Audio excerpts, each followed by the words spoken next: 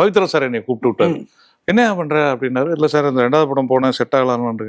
நம்ம கம்பெனிக்கு ஒரு படம் பண்றியான்னாரு. அப்போ எப்படி இருக்கும், ஒர்க் பண்ண டைரக்டர் ப்ரொடியூஸ் பண்றாரு, நம்ம டைரக்ட் பண்ண ஒரு வாய்ப்பு, எப்படிப்பட்ட வாய்ப்பு சார் பண்றேன் சார் அப்படின்னா, இந்த விஜய் வச்சு பண்ணுமா அப்படின்னாரு.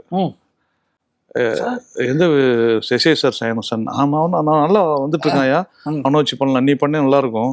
ஏன்னா நான் எஸ்எஸ்சியை பார்த்தேன், அவர் கேட்டார் இந்த மாதிரி மகாபிரபு உங்க அசிஸ்டன்ட் தானேன்னு கேட்டார். ஆமாண்ணே, விஜய் படம் பார்த்து ரொம்ப நல்லா இருக்குன்னாரு, அவரை வச்சு பண்ணலாமான்னு என்கிட்ட கேட்டாரு. நான் ப்ரொடியூஸ் பண்றேன், நீ பண்றியா? விஜய் சார் கால் ஷீட் இமீடியட்டா கொடுத்துருவாரு.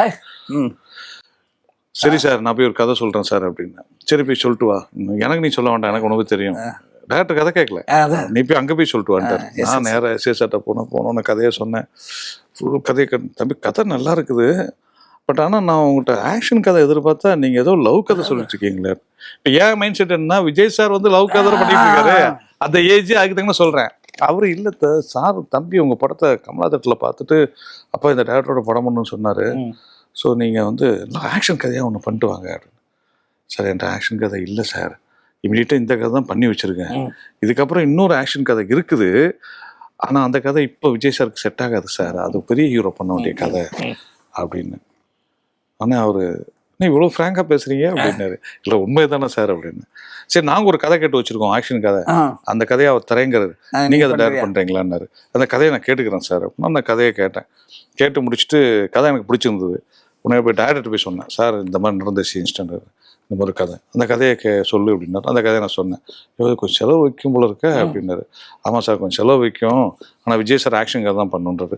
சரி பண்ணிடுவியா, நம்மளே சூரியனால் நம்மளாம் பண்ணியிருக்கோம், நம்ம செலவு பண்ண மாட்டோமா, பண்ணிடலாம் வா. இல்லை சார் கிளைமேக்ஸ்லாம் ஒகே நெக்கில் போகணும், பெரிய பெரிய கூண்டுலாம் செட்டப் பண்ணணும், பெருசாக ஆக்ஷன் பண்ணணும், ஒரு 10 ஃபைட்டர்ஸ் கிளைமேக்ஸ்க்கு வேணும் அப்படின்னாரு. ஏன்னே ஆரம்பிக்க முடியாது பயப்படுத்துறேன் அப்படியா, நீங்கள் அப்படி தானே படம் பண்ணிருக்கீங்க, பட் அந்த கதை அப்படி அதான் கேட்கும், பண்ணிடலாம் பண்ணோம்னா அப்படி ஆரம்பிச்ச படம் தான் செல்வா. அது முடிச்ச உடனே அதுக்கப்புறம் நான் வந்து கொஞ்சம் அடுத்து என்ன பண்ணலாம் அப்படின்னு யோசனை பண்ணிட்டு இருக்கும்போது திடீர்னு விஜய் சார் கூட மறுபடியும் ஒரு அழைப்பு வந்துச்சு. உடனே எஸ்ஏ சார் சொன்னார், இந்த தம்பிக்கு முதல்ல ஒரு கதை சொன்னீங்கல்ல, நான் கூட லவ் ஸ்டோரி அந்த கதையை மறுபடியும் சொல்லுங்க அப்படின்னாரு. அந்த கதையை மறுபடியும் சொன்னேன். இந்த கதையை படமா பண்ணுவோமா அப்படின்னாரு. அதுதான் 3வது படம் நிலாவேவா. நான் சொல்றேன், நான் போய் சொல்லுவேன், அப்படியே உள்டாவாயிடுச்சு.